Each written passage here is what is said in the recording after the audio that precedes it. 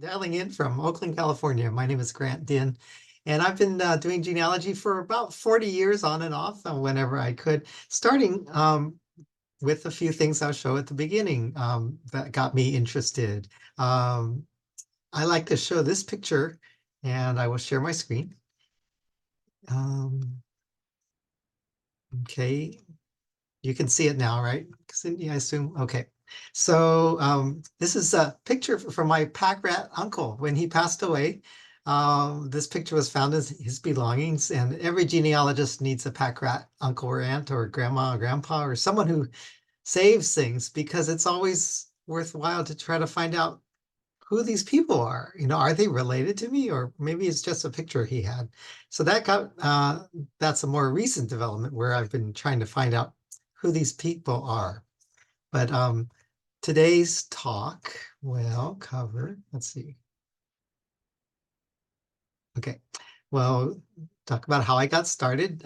Encourage people to start with your own family and a little bit of Asian American history to provide some context, challenges and opportunities, documents many people can find, some family stories, collaborations, and going to the motherland, and solving a mystery close to home, and words of inspiration. So Asian America, of course, is a very diverse place. A lot of the documents I'll be talking about, though, are from the period up until World War II and maybe through the 60s. For more recent immigrants, there's a lot of information that you can find, and you probably have better access to Asia. But a lot of the documents are for people who came earlier. So you'll see what I'm talking about in a second. So this is what helped me get started in genealogy, this Gong family tree. My family's real name is Gong. Din is a paper name, which I'll get to later. But this tells my ancestors up until the 35th generation, which is where my father is. He's listed in the bottom row. And someone back in China has been keeping these genealogy books, or jiapu, for many, many years. Back in, to 1100s in my family's case. So I was fascinated by that. Why would people keep these things? And then someone translated what you saw on the Chinese document into English, and you can see that's just the start. This was about 45, 50 years ago, so you can guess it's a lot bigger now. But there are a lot of barriers to Asian entry into this country. The founding fathers set a naturalization act where only free white persons could become naturalized citizen. In California, when the gold mines were very prevalent, the state instituted a foreign miners tax. So every foreign miner had to pay a tax, which helped provide a large percentage of California revenues. And it mostly affected Chinese and Mexicans who came to pan for gold.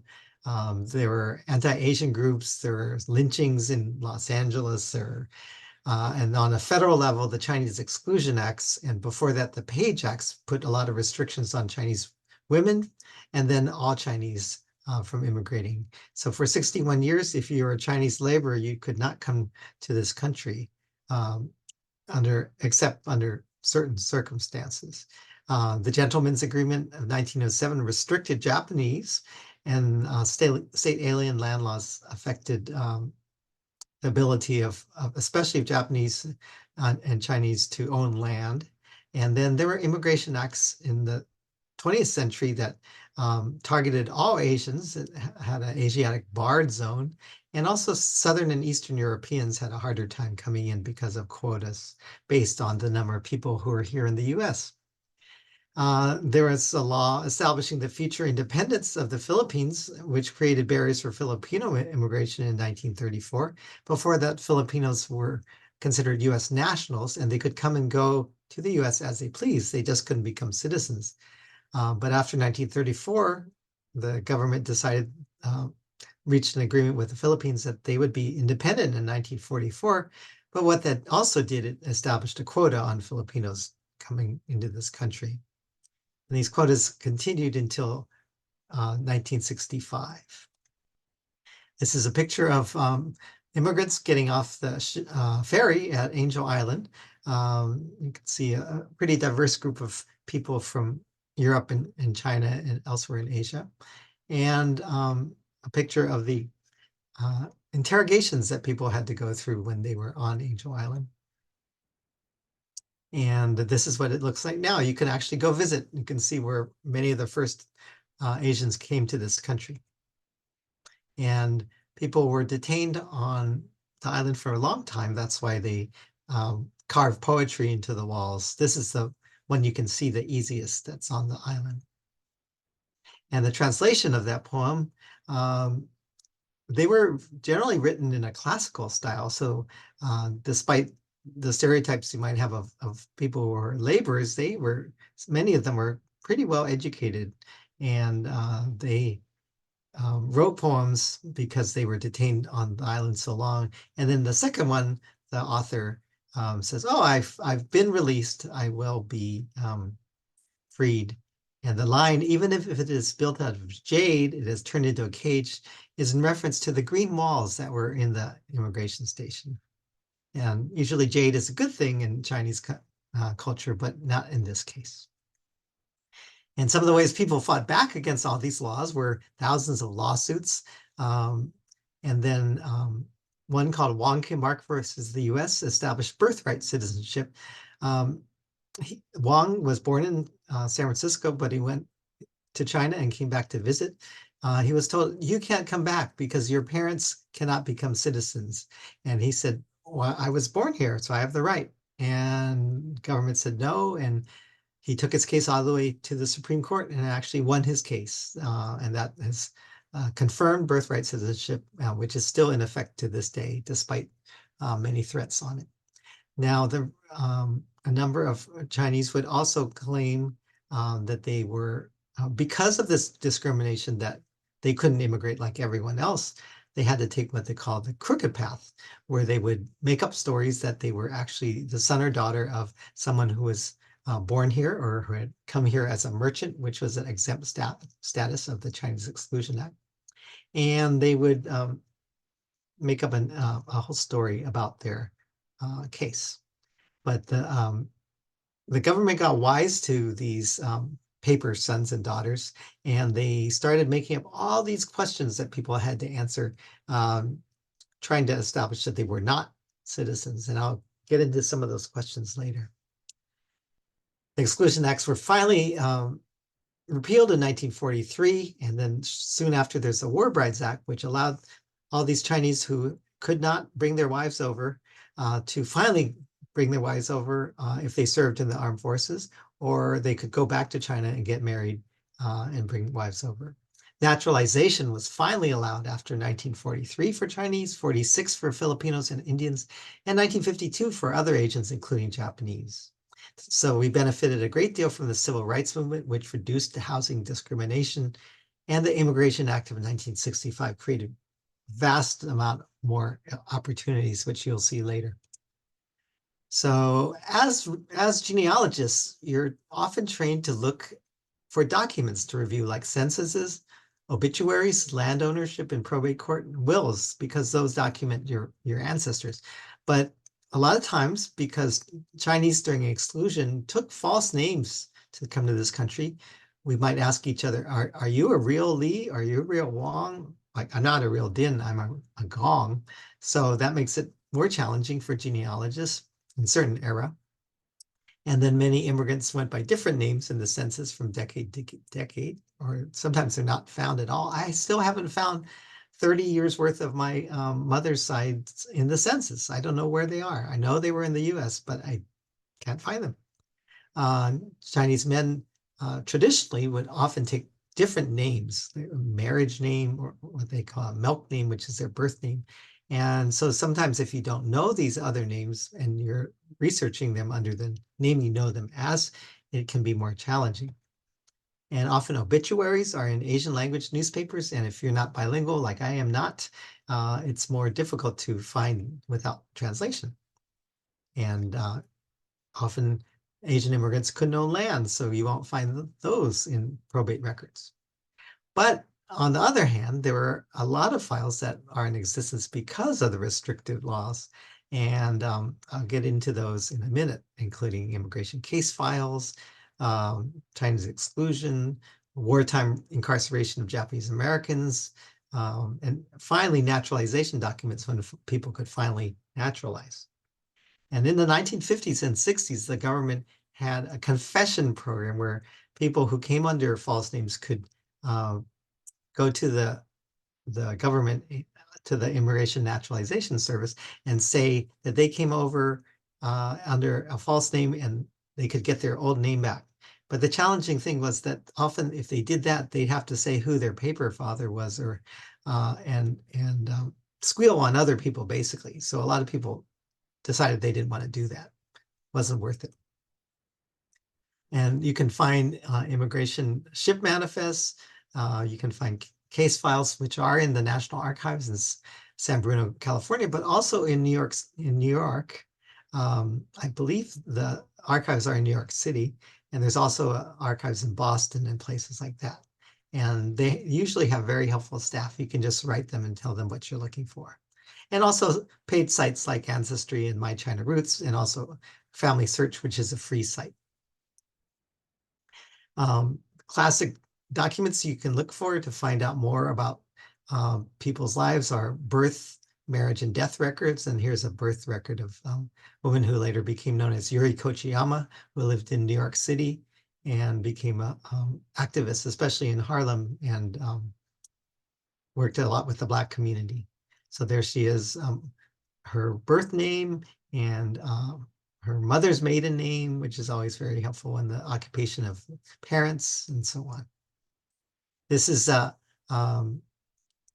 during early part of COVID, my wife and I were wondering about her grandfather's first wife, because she had heard that she had passed away during the 1918 flu epidemic. So we found her on a ship manifest, a ship arriving in May of 1918. And then there she is. She came over as a housewife from Wakayama. You can see her permanent residence and even an address of her mother, which was actually her mother-in-law. And then where she was going in San Francisco, she's going to join Mr. Gengoro Tonai, her husband. But another document we found, unfortunately, was her in the California Death Index. And it mentions she died on October 22nd, 1918, which you can see towards the right of that red box. So she only had been in this country between May and October when she passed away. So we wondered, well, what was, dying at such an early age of 23, what caused it? And we got her death certificate from the County of Los Angeles. Even during COVID, they got back to us pretty quickly.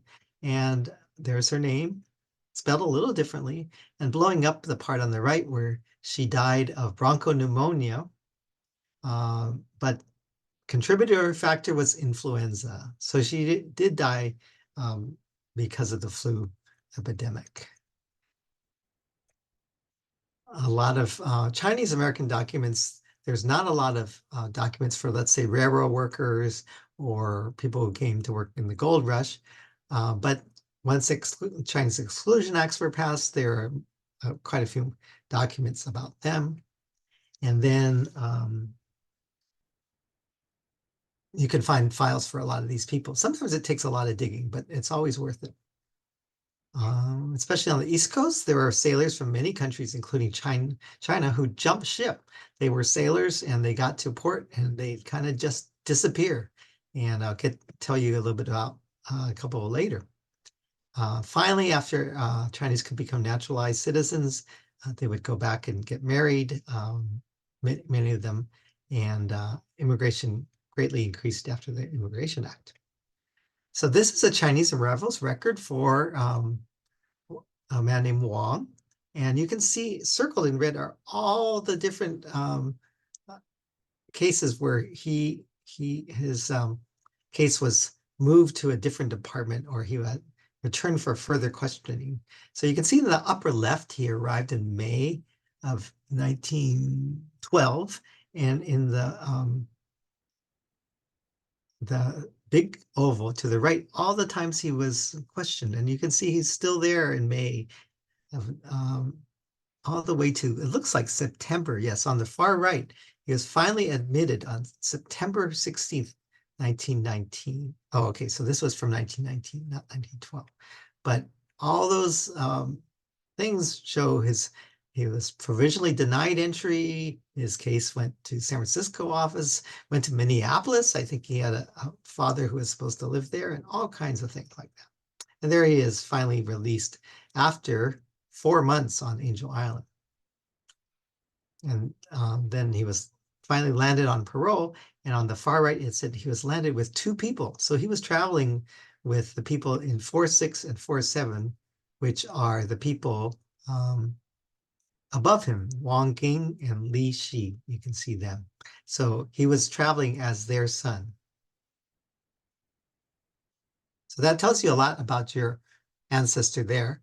And then for this person, Len Moy, who is a Chinese laborer, you can find their last permanent residence, so the place they live, Sunning, which is part of Seiyup, the area around Toisan in China. And then a little more about where he lived and his mother. He lived with his mother. And then he was had a business in Chicago.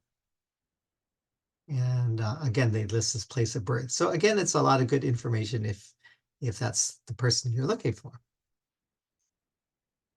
Census records often have dates of immigration, among other information. In the 1910 through 1930, they have those dates. And you can see how early some of these people came, 1875, 1865. But in 1940, they stopped asking that question. In 1950, it's not there either. And sometimes the census is totally lacking on the Chinese residents. These are people in California who are building a levee, which would hold back the waters of the river. And they're all listed with the same name, John Chinaman. They all worked on the levee. So this census enumerator was too lazy to bother to get the Chinese men's names. He probably figured it didn't really matter. Didn't really matter what their names were. They were just Chinamen. So that's kind of an extreme example of mistreatment in the census, but I like to show it to show that sometimes it's hard to find out this information. And then at the bottom, you see in yellow another John Chinaman who was working on the farm. So after his name, there are a lot of men working on the farm afterwards. And again, if you're looking for your ancestor there, you won't find him. And these are all males. You might just guess at their age, but you say, well, maybe that was my grandfather who was there. You can get many documents offline if you go to the National Archives, and they're, as I mentioned, they are often in California, but there's also sites as if your immigrant ancestor came through New York. There are National Archives. There's a National Archives branch in New York City. This is the story of Sun Shi and Wang Xir-un, and they both came through San Francisco. Gong Bo-gam came through San Francisco as well, and he ended up in Merced, California. But in his file is this wonderful family picture where he's showing how he's related to his family. And presumably his family members had all been cleared when they immigrated, so he had to show that he was related to them. But these pictures are really valuable because often you might not have any. So these are from New York. This is someone who came through Ellis Island and going to Pell Street in Chinatown. And he also, it looks like in that case, it was issued from Boston. And then this person, Li Chong, was a laundryman in Philadelphia. And unusually for a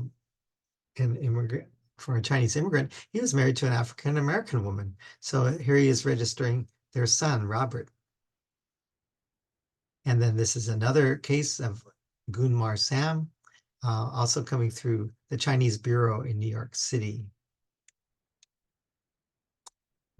My fifth cousin, Michael, found this obituary for his grandfather in Honolulu. And so there's some pretty good information about where he's from, the village, and who his children were. But then he found in the Chinese newspaper a lot more detail about his grandfather, including a different name that he went by, which really opened the door for his immigration research. So list his alternate name. Remember, I mentioned Chinese men often had different names as they got older. His names of all his descendants and their spouses, and even more than is in that English obituary. For Japanese Americans, there's not a lot of early records. Sometimes you can find immigrants on a ship manifest, but there were no restrictions on Japanese immigration until 1907, when the Gentlemen's Agreement was passed and made it impossible for Japanese laborers to come over, but they could send for their families. And often, if the man was single, he would have an arranged marriage.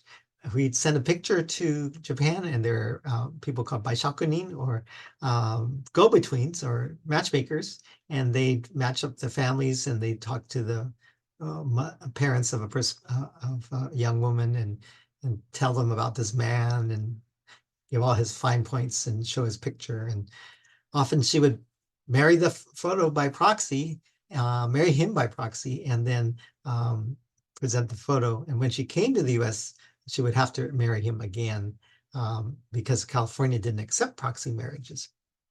So there are often files for these women and men.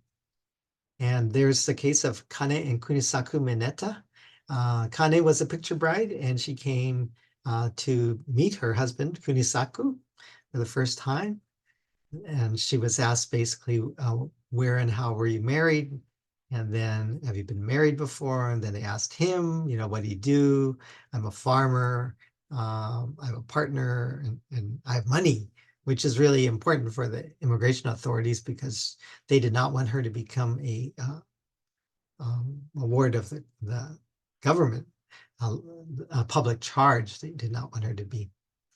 And then so later on, they were sent off to the Hart Mountain incarceration camp during World War II, along with over 110,000 other Japanese Americans to various camps around the country.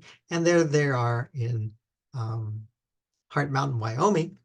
And they have the dates of birth for the family members.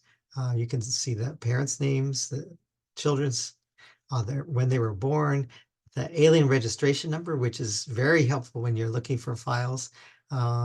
They're often found in the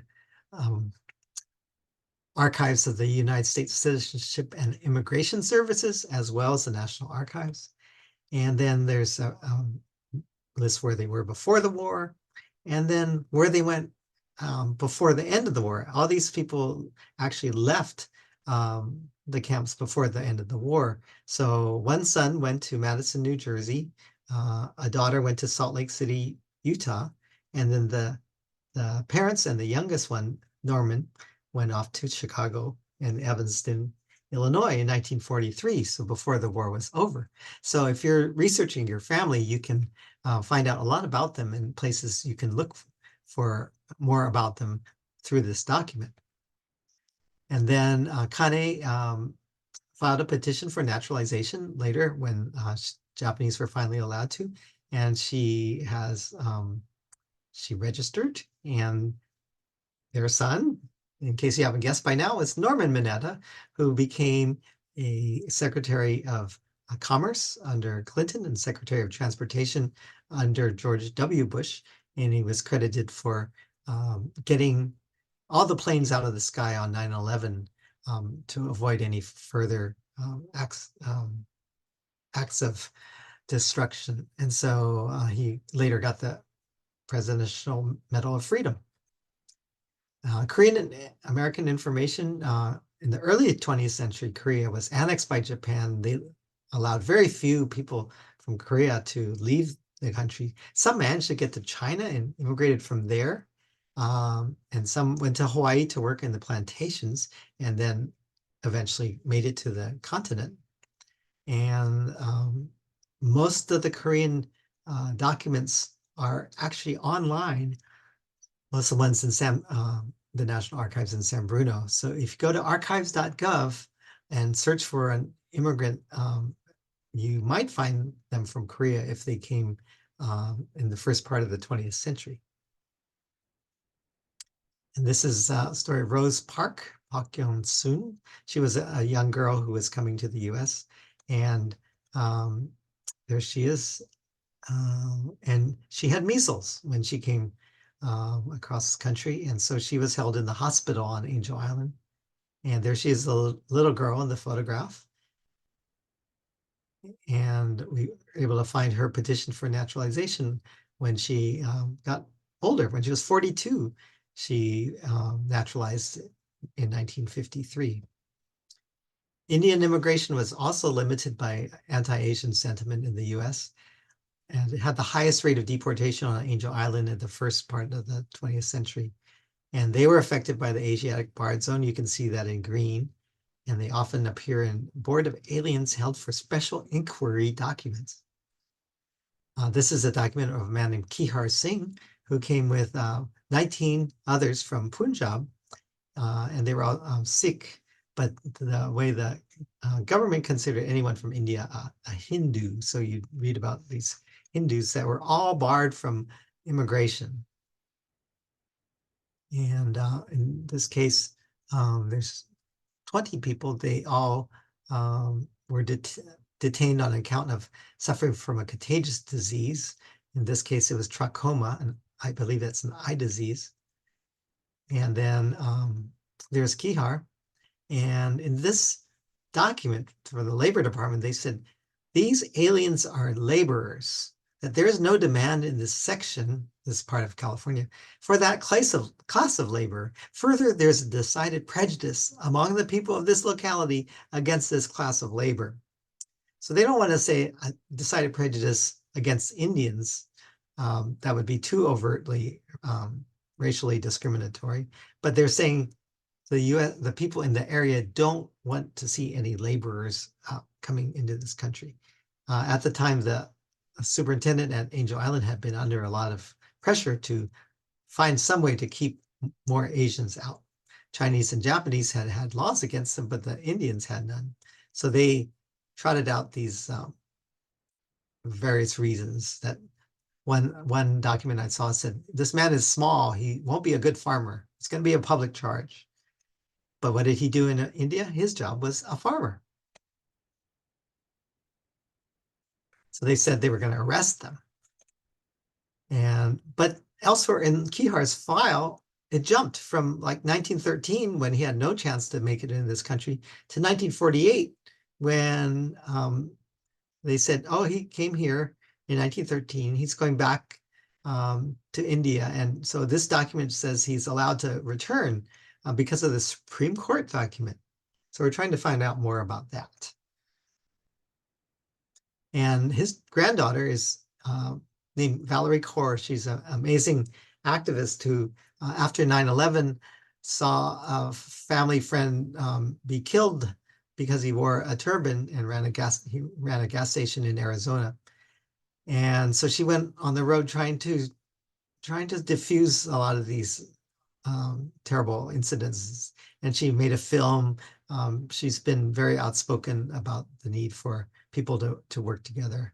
And so I helped her find that file, the immigration document, the case file. And then she came to Angel Island with her parents and her brother, as well as her children. And later on, she brought her husband and other family members to Angel Island. And it was a very moving experience. She brought out dirt from Punjab, where she had been the year before, and mixed it with dirt from Angel Island, symbolizing her grandfather's birthplace and where he came to America. Filipinos were considered US nationals, as I mentioned, so they were allowed to work in the US until 1934. But then there was a quota on Filipino immigrants of 50 a year after 1934. So on the website, and I can't remember if I gave Cindy a handout, but I can get you one if not. But there's a story where we interviewed Eliseo Felipe when he was 99 years old, talking about his return to the United States, because when he left the US, he was a US national. When he came back in 1934, the laws had changed and he had to talk to the people on Angel Island and convince them that he had a job in San Francisco, and so he should be allowed back in this country, which he was.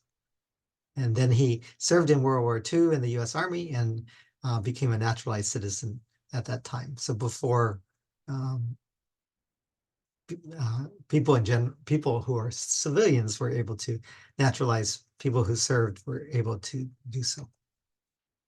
And for more recent immigrants, there are still some naturalization petitions on places like Ancestry, but you can see there's a lot less information. There's basically just their name and their birthplace. So it's not as much information as I showed for Normanetta's mother, for example.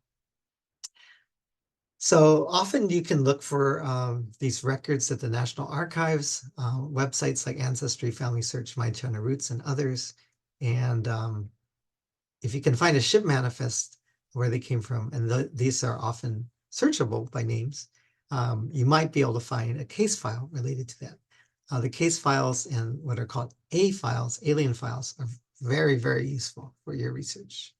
A lot of times just contact the archives, and ideally they can help you out. And archives.gov has a very good searchable index that you can use, and if they have it, they'll tell you how to get it. Often you just pay a small amount per copy, but the files are often pretty large, so the copy costs can add up, but it's usually very valuable and often contain photographs and other great items that you might want.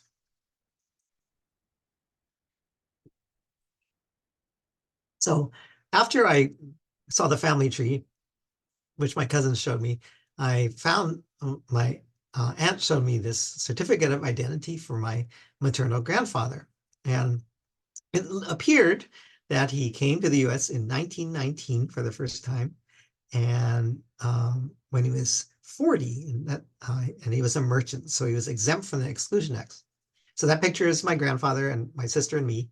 And he's the only one of my grandparents that I knew, because they all died before I was 5. And this is when this maternal grandfather passed away.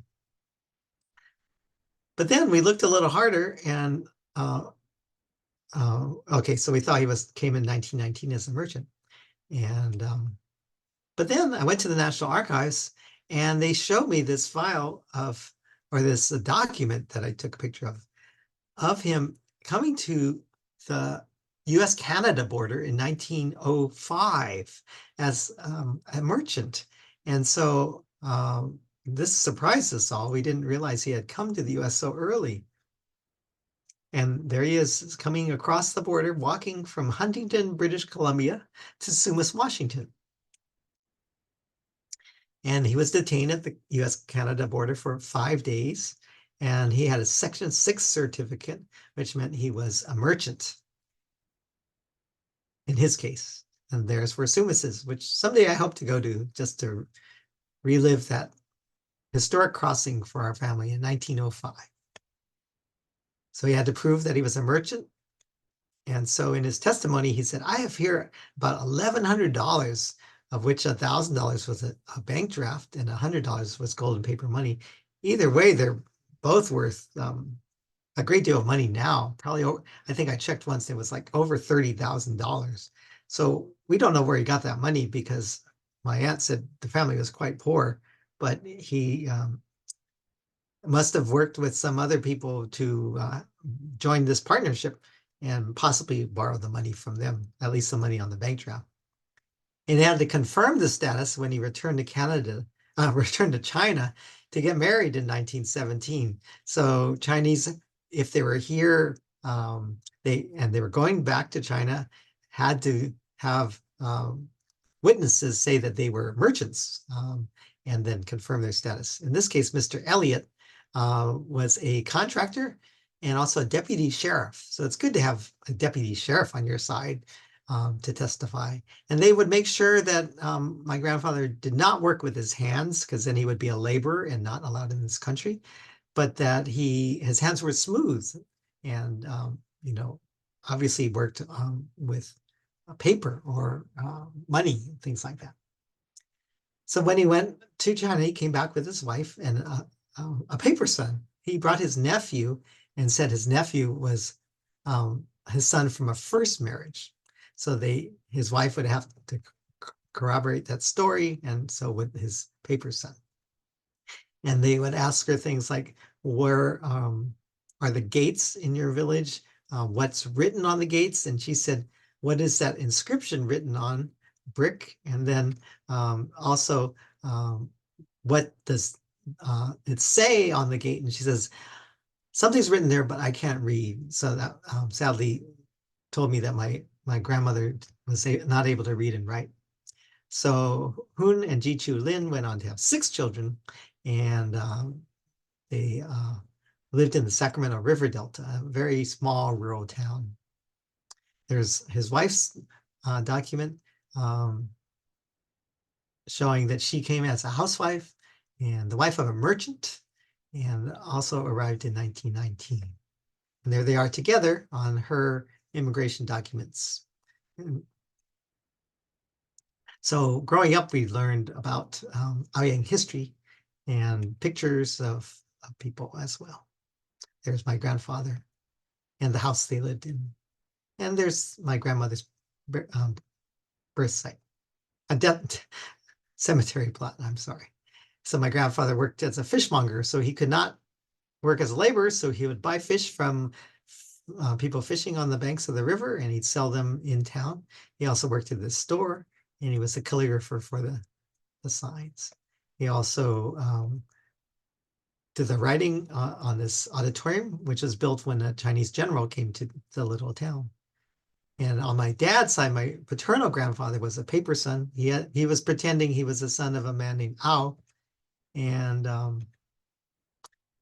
Ao claimed that he was born in the US because he got this birth certificate, I believe, after the earthquake destroyed all the documents in the Hall of Records. And there is my grandfather with his paper father. And they're asked lots of questions. What does a village look like? Who lives in different houses in the village? How far is the market? All kinds of things that people normally don't really keep track of. And they would check his map of the village against other people's maps as to who lived where. It's just really, onerous, the questions they would ask. But it established that his father had been in China long enough to conceive a child, and that my grandfather was born at the right time, so he could be his son. And there's no material discrepancies in the statement of applicant and alleged father, and in view of the testimony introduced, I recommend applicant be landed. So that's why I'm in this country. That's why my family came over, was allowed to land, because the inspector believed the story.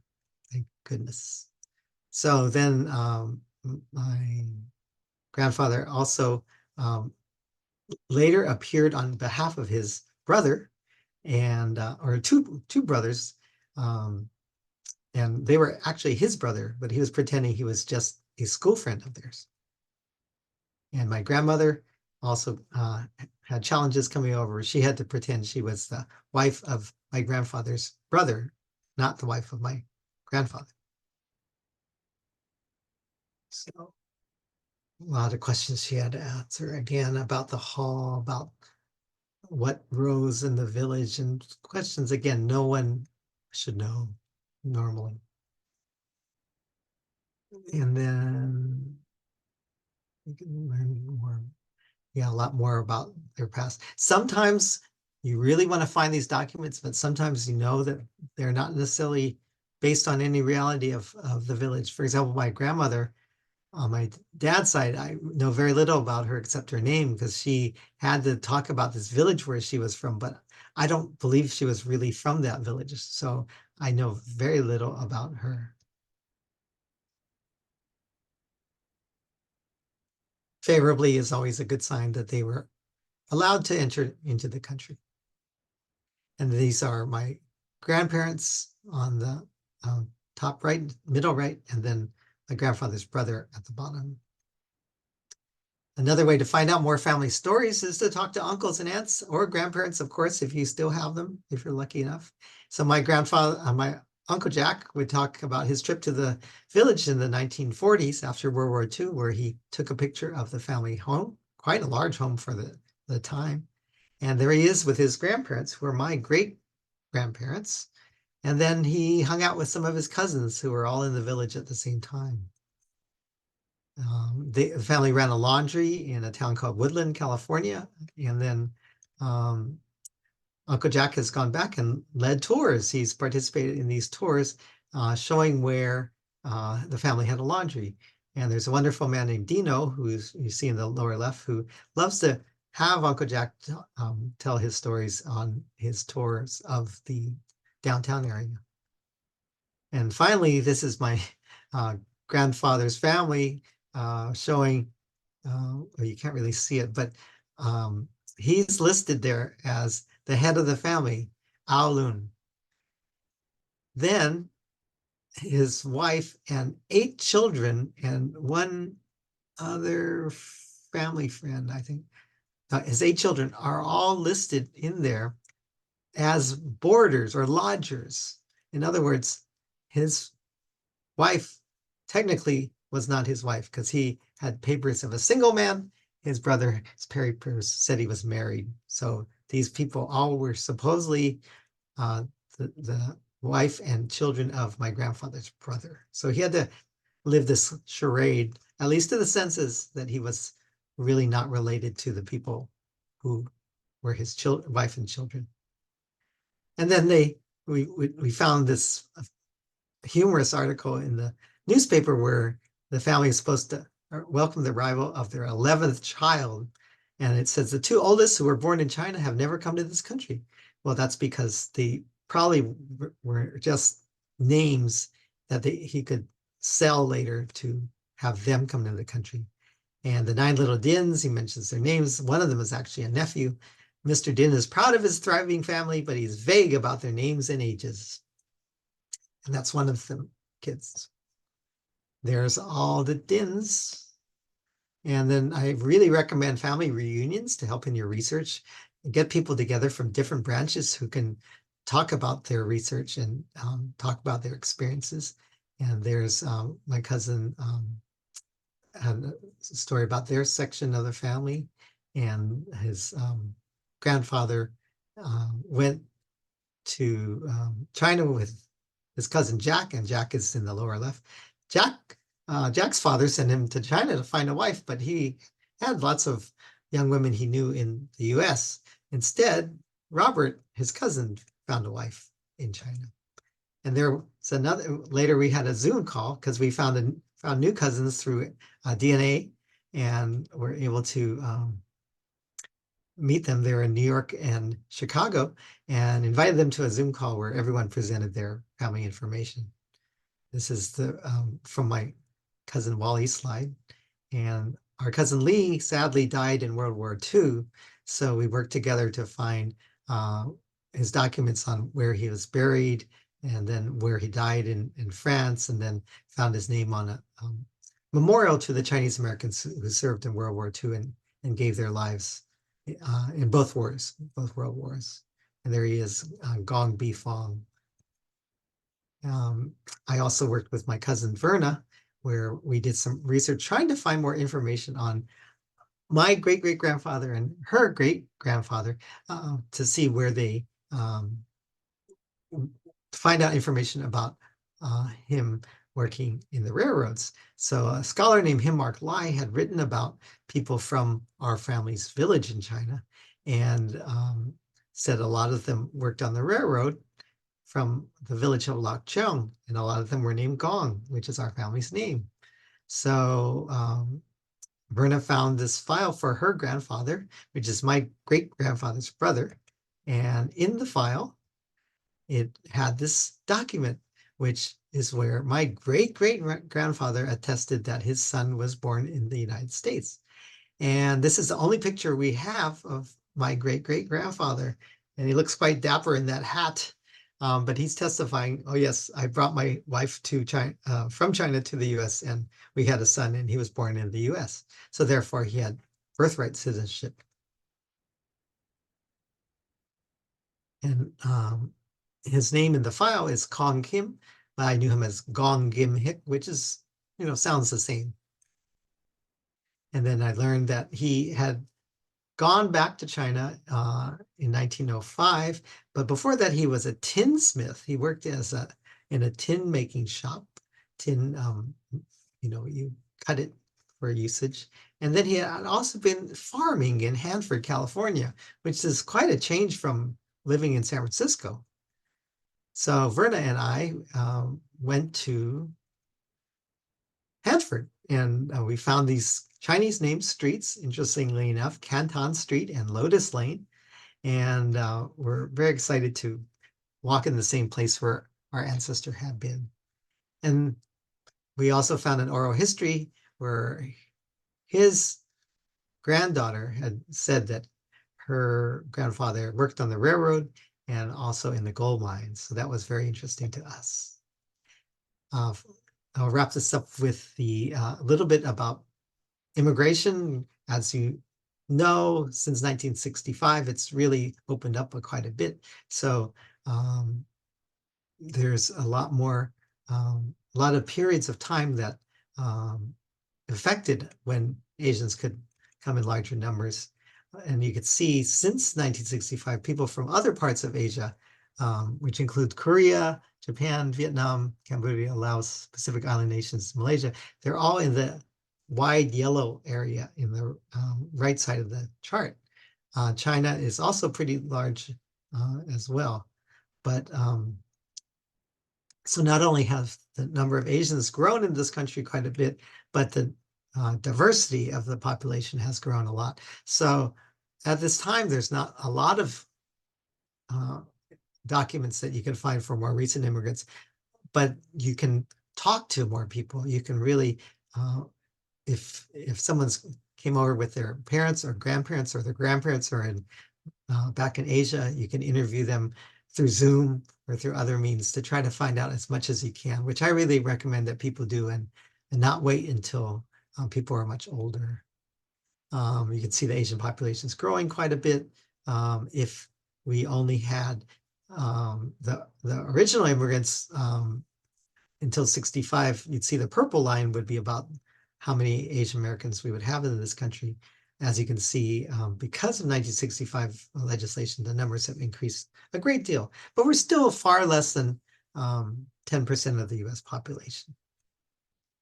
And there are these amazing family tree books that I showed at the beginning, but Chinese have them, but also Koreans have something called Jokpo, and Vietnamese have Jia Fa, and they are also used to trace family roots if you're lucky enough to find them. And then here's another reunion of extended families. And then we have a family tree that's about 50 feet long. You can see it's pretty amazing. And many of the people in the room are all related to each other, and we can trace it through the tree because of the Japu. And at one of the reunions, I was given this photograph of my grandparents and 5 of their children. My mother wasn't born yet, but it's just amazing that if you work with other family members, you never know what you might find. There's Japanese documents called koseki that people can find if they can prove they're descended from someone, and you can go to their home village to find those. There's even a website called My Koseki, and different groups can help people find those. And there's a group called In Search of Roots, Friends of Roots, various groups that help people go to their home villages. I was able to do so on my dad's side, and not only my dad's side, both my mom's and my dad's side. This is my mom's side. The previous man was my dad's cousin, and then I got to meet my step grandmother and my half cousins in the village. And my wife's case, we had this document where we found a ship manifest showing her great-great-grandfather had come to Stockton and listed an address for his mother where she lived in Aichi-ken in Japan. And that led us to going to the village and finding the same monument that her family had a picture of on the left with her great-great-grandmother, and taking our daughter to see the actual home where her ancestors had lived in Japan. And there's the same monument. And on the back of the monument was a list of many family members who had gone to America, thanking the grandparents for upbringing in allowing them to pursue their dreams and go to the US and make a living. So there's some writing that I was talking about. We're lucky to have a friend who could translate everything for us. And there's some of the translation. And yes, there were Chinese on the Titanic. There were 8 who set sail from Southampton, and there were only 6 who landed on the Carpathia. And if you ever get a chance to see a film called The Six, it's very fascinating. And we found one of them who was on the ship ended up jumping ship, as I mentioned before. Chinese sometimes jump ship if they were working on ships. And after the Titanic, he and a lot of these other men worked on fruit boats. They were, working in the boiler room, basically shoveling coal, and the ships would go to the Caribbean and get bananas and things and bring them back to New York. And often they would, the whole film was trying to find out what happened to them. And it looks like one of them ended up in the Midwest, in Chicago and Milwaukee. So we're going back to that picture that I started with, looking for any sign of who these people were. As I mentioned before, this was found in my uncle's belongings after he passed away. So our family has a bowling tournament every year. And one year, my cousin Cameron said, "Hey, after we go bowling, you want to go meet our cousin Howie?" I go, "We have another cousin I don't know about? You haven't told the genealogist of the family about him?" "Oh yeah, he's been here for 20 years. What? So we went to where Howie worked, which was across the street from where we ate after bowling. And there's Howie in the white apron. He works as a butcher. And Cameron, who is on the left, and then my cousin Jana on the far left. And we all went to meet Howie, and he told us about him coming to the US and everything. And I showed him the photograph, which is in that folder there. And he said, "Oh, my mother might know who they are." I go, "Your mother came too?" And he goes, "Yeah, my mother came from China, and he had like 2 or 3 kids and all these great things." And then so I said, "Oh yeah, please ask her." So then I talked to him on the phone, and he could identify everybody in the picture. His mother could. And it turns out the people listed there as daughter number 3, daughter number 1, daughter number 4 are all my grandfather's sisters. So all those kids are like my cousins, or cousins once removed. And he said, "Oh yeah, the picture was taken in Vietnam." I go, "Vietnam?" "Yeah, the family lived there for a while." I said, "This is fascinating." And if you're wondering where daughter number 2 is, she stayed behind in China while the rest of the family went off to Vietnam for a while. So I don't know when I'll ever find out what they did in Vietnam, but it's just fascinating to know where they were. So I was able to add all these faces to my family tree. And someday maybe I'll meet some of them, or I'll at least add more people in the family tree. So I've come to the end, and I have time for a few questions if anyone has them.